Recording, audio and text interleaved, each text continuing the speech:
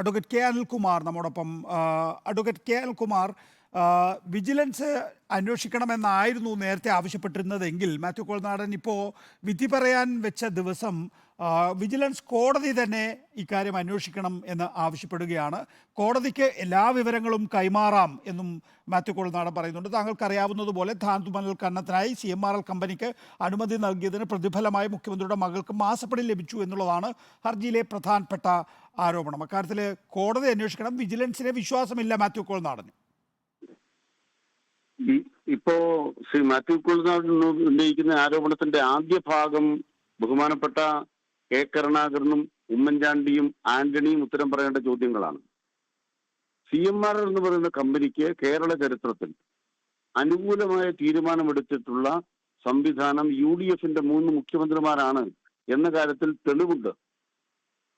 അതുകൊണ്ട് പ്രതിഫലം കൈപ്പറ്റിയത് CMRL കമ്പനിയിൽ നിന്നും KPCC നേതാക്കന്മാരും ബഹുമാനപ്പെട്ട ഉമ്മൻചാണ്ടി അടക്കമുള്ള നേതാക്കന്മാരും അവിടുന്ന് പണം വാങ്ങിയതിനും തെളിവുണ്ട്. ബഹുമാനപ്പെട്ട ചെന്നിത്തല KPCC പ്രസിഡന്റ് ആയിരിക്കെ പണം വാങ്ങാൻ സമ്മതിച്ചു കഴിഞ്ഞു. അതുമായി ബന്ധപ്പെട്ട് ആ കമ്പനിക്ക് അനുകൂലമായി കരിമണൽ ഖനനത്തിന് UDFന്റെ ഭരണകാലത്ത് അനുമതി കൊടുത്തതും വസ്തുതയാണ്.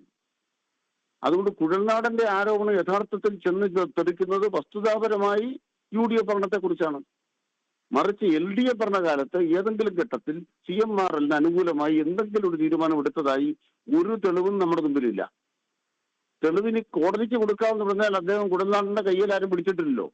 കോടതിക്ക് ഇപ്പൊ തന്നെ കൊടുക്കാമല്ലോ. എന്താ കൊടുക്കാത്തത്? തെളിവില്ല എന്നുള്ളതാണ് വസ്തുത. കാരണം ഒരു അനുകൂല തീരുമാനം ഉണ്ടായിട്ടില്ല. വളരെ രസകരമായ കാര്യം, ആന്റണി കൊടുത്ത അനുവാദപ്രകാരം സുപ്രീം കോടതി 2016 ഏപ്രിൽ 8 ഈ കരിമണൽ ഖനനത്തിന് അനുമതി കൊടുത്ത വിധി വന്നു. അന്തിമ വിധി വന്ന ശേഷവും 2019 കേന്ദ്രത്തിന്റെ പുതിയ ചട്ടങ്ങൾ വരുന്നത് വരെ നിർബാധം കേരളത്തിൽ കരിമണൽ വാരാൻ ആ കമ്പനിക്ക് ആന്റണി സർക്കാർ കൊടുത്ത അനുമതി പ്രകാരം സാധിക്കുമായിരുന്നിട്ടും പിണറായി വിജയൻ എന്ന് പറയുന്ന ഒരു വ്യക്തിയും ഇടതുപക്ഷ ജനാധിപത്യ ഗവൺമെന്റും അനുവദിച്ചിട്ടില്ല.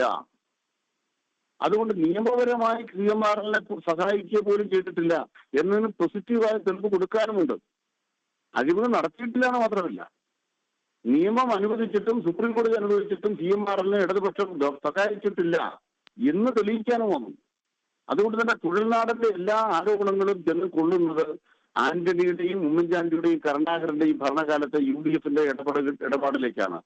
അത് അന്വേഷിക്കേണ്ടതല്ല എന്ന് യാതൊരു അഭിപ്രായം ഞങ്ങൾക്കാർക്കുമില്ല. അതുകൊണ്ട് കുഴൽനാടൻ വസ്തുതകൾ പുറത്തു വന്നു കഴിഞ്ഞപ്പോൾ ഒളിച്ചുകൂടുകയാണ്. സത്യസന്ധമായും നമ്മൾ തിരിച്ചറിയുന്ന കാര്യം, വസ്തുതകൾ പുറത്തു വന്നപ്പോൾ കുഴൽനാടൻ ഒളിച്ചോടുകയാണ്.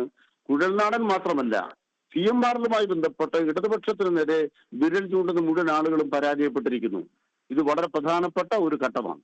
അഡ്വക്കേറ്റ് അനിൽകുമാർ, നോക്കൂ, ഇക്കാര്യത്തിൽ 12-ാം തീയതിയൊക്കെ വിധി പറയാൻ മാറ്റിയിട്ടേ ഉള്ളൂ. കോടതി അത് നിരാകരിച്ചിട്ടില്ല എന്ന് നമ്മൾ കാണണം. SFIO അന്വേഷണം, ED അന്വേഷണം, ഇപ്പോൾ വിജിലൻസ് കോടതി തന്നെ നേരിട്ട് അന്വേഷിക്കുമോ എന്ന കാര്യത്തിൽ നമുക്ക് 12-ാം തീയതി അറിയാം. വലിയ പ്രതിസന്ധി ഉണ്ടാക്കില്ലേ ഇത് CPMനെ സംബന്ധിച്ചിടത്തോളം, മുഖ്യമന്ത്രിയെയും മകളെയും സംബന്ധിച്ചിടത്തോളവും? മൂന്ന് കാര്യത്തിൽ പ്രതിസന്ധിയില്ല. ഒന്നാമത്തെ കാര്യം, വിജിലൻസിനെ അന്വേഷിക്കണമെന്നുണ്ടെങ്കിൽ കേരള സർക്കാരിന്റെ ഏതെങ്കിലും പദവി ദുരുപയോഗിക്കണം. അങ്ങനെ പദവി ദുരുപയോഗിച്ച് ഒരു കാര്യം പിണറായി സർക്കാർ ചെയ്തതിന് യാതൊരു വസ്തുതയും നമ്മുടെ മുമ്പിലില്ല. ഇല്ലാത്ത സാഹചര്യത്തിൽ എങ്ങനെയാണ് വിജിലൻസ് വരിക?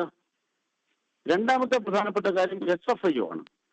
SFIO എന്താ അന്വേഷിക്കുന്നത്? സീരിയസ് ഫ്രോഡ് എന്ന് പറയുന്നത് കമ്പനി നിയമത്തിന്റെ 448-ാം വകുപ്പാണ്. ആ വകുപ്പിൽ എന്താ പറയണത്? CMRL കമ്പനി അവരുടെ പണം എക്സാലോജിക്കിലേക്ക് കൈമാറിയിരിക്കുന്നു. നിയമപ്രകാരമാണെന്നാണ് എക്സാലോജിക് പറയുന്നത്. ആ പണം കൈമാറിയതിൽ CMRL കമ്പനിയിലെ ഏതെങ്കിലും കമ്പനി ഡയറക്ടർമാർ ആ കമ്പനിയെ കബളിപ്പിച്ചോ? ഇതാണ് സീരിയസ് ഫ്രോഡ്. മറിച്ചല്ല, എക്സാലോജിക്കിന്റെ ഏതെങ്കിലും ഡയറക്ടർക്കെതിരെ സീരിയസ് ഫ്രോഡ് ആരോപണം ഇല്ല. 448-ാം വകുപ്പ് വായിച്ചാൽ മനസ്സിലാവും. CMRLിലെ ഡയറക്ടർമാർ തങ്ങളുടെ താല്പര്യം മറച്ചുവെച്ച് ഇപ്രകാരം ഇടപാട് നടത്തിയോ? ഉണ്ടെങ്കിൽ CMRLിനെതിരെയുള്ള അന്വേഷണം. എങ്ങനെ എക്സാലോജിക്കെതിരെ അന്വേഷണം വരും? എക്സാലോജിക്ക് അതിൽ വാദിഭാഗത്തില്ലേ, പ്രതിഭാഗത്തല്ലല്ലോ.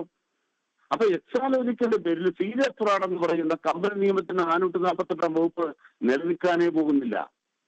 അടുത്ത പ്രധാനപ്പെട്ട കാര്യം, ഇൻകം ടാക്സ് ആക്ടിന്റെ 245I വകുപ്പ്. അത് പ്രകാരം എന്താണ്? ഇന്റർ സെറ്റിൽമെന്റ് ബോർഡ് തീർപ്പാക്കിയ ഒരു വിഷയവും രാജ്യത്തെ ഒരു നീതിശാസനങ്ങളിലും അല്ലെങ്കിൽ അന്വേഷണത്തിലും ഉപയോഗിക്കാനേ പാടില്ല. ഇനി അടുത്ത ചോദ്യം ഉയർന്നു വരുന്ന ED കുറിച്ചാണ്. CMRലുമായി ബന്ധപ്പെട്ട് അക്കൗണ്ടിലൂടെ പണം ട്രാൻസ്ഫർ ചെയ്ത് നിങ്ങൾ നികുതി കൊടുത്ത് ഇടപാട് നടത്തിയാൽ ഏത് EDക്കാണ് അത് അന്വേഷിക്കാൻ പറ്റുക? തെരഞ്ഞെടുപ്പ് പ്രമാണിച്ച് പത്രത്തിൽ വാർത്ത വരുത്താമെന്നല്ലാതെ ഇതുകൊണ്ടൊന്നും ഒരു പ്രയോജനം കിടക്കാൻ പോകുന്നില്ല.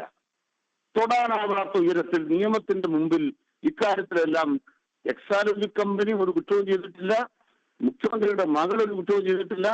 കേരളത്തിലെ സർക്കാർ അക്കാര്യത്തിൽ സുതാര്യതയോടെ പ്രവർത്തിച്ചിട്ടുണ്ട്. CMRലുമായി ബന്ധപ്പെട്ട് ഉത്തരം പറയേണ്ടതും തലകുലിക്കേണ്ടതും UDF മാത്രമാണ്. വ്യക്തമാണ്. അഡ്വക്കേറ്റ് കെ അനിൽകുമാറാണ് പ്രതികരിച്ചത്. ആദായ നികുതി സെറ്റിൽമെന്റ് ബോർഡിന്റെ ഉത്തരവ് പുനഃപരിശോധിക്കാൻ വിജിലൻസ് കോടതിക്കാവില്ല എന്നും സമാന സ്വഭാവമുള്ള ഹർജികൾ നേരത്തെ തീർപ്പാക്കിയതാണെന്നും ആണ് സംസ്ഥാന സർക്കാർ ഇക്കാര്യത്തിൽ വാദിച്ചത്.